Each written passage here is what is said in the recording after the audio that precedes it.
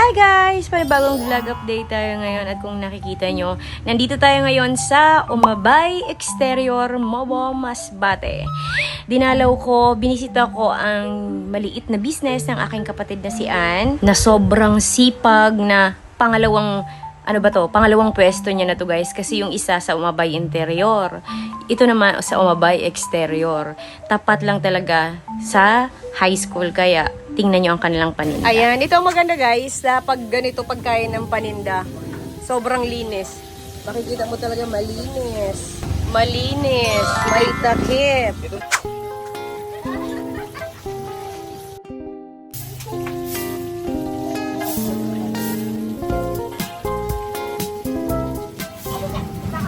Sobrang naswertihan guys ang aking kapatid sa pagkuha ng pwesto na to dahil nga parang napagitnaan siya ng high school. Ayan o. Wala kang high school yan sa Bagano. Ganyan lang yan sa front. Ganyan lang yan sa front. Pero sa papunta doon, malaki yan kayo. Pag oras na ng labasan, na parang marami silang benta.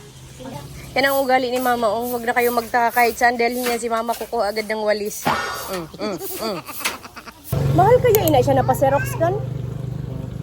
Mahal na pa Xerox kan? Printer? Tapos inasabay na baga siya nandako. May printer man baga ako.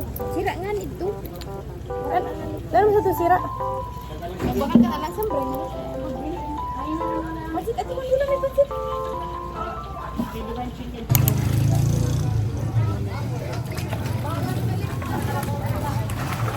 Ay di puta! Ay, maurit pa siya. Dapat dandahan ka. So kung nakikita nyo labasan na, yan ang ganap ha. At nakita nyo muntik pa may padisgrasya. Nadisgrasya talaga. Kasi sasabihin ko guys sa inyo ha. Itong high school na to ay malayo to sa city. As in 30 minutes nga ang travel namin papunta dito. Kaya, at saka sasabihin ko din sa inyo na itong school na to ay napapalibutan siya ng parang bundok na ba.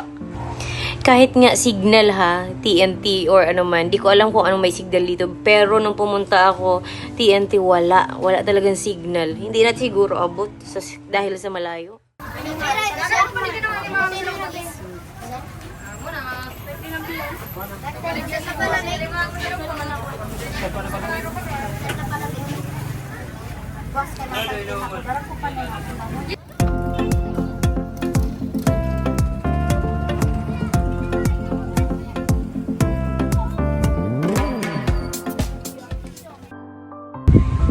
Ayan, kung nakikita nyo silang tatlo ang tao sa isang pwesto at may isang tao naman na nakabantay sa isang pwesto niyan doon sa baba.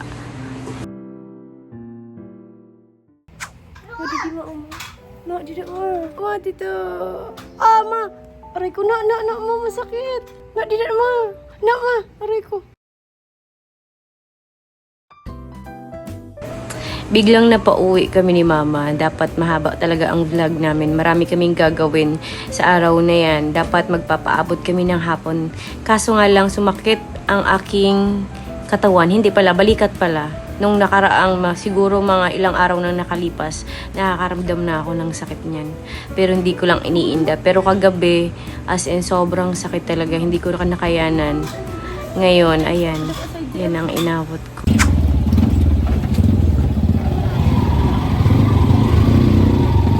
At ayan nga, time check. Kahit masakit ang ating balikat, no choice kaming aalis talaga kami ni Mama dahil mamimili kami ng mga groceries dahil nga wala na kaming stock sa bahay. At ayan na, let's go!